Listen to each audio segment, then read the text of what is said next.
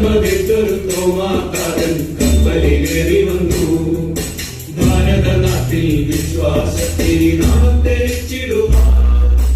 ഭാരമതെറ്റൊരു തോമാക്കാരൻ കപ്പലിലേറി വന്നു.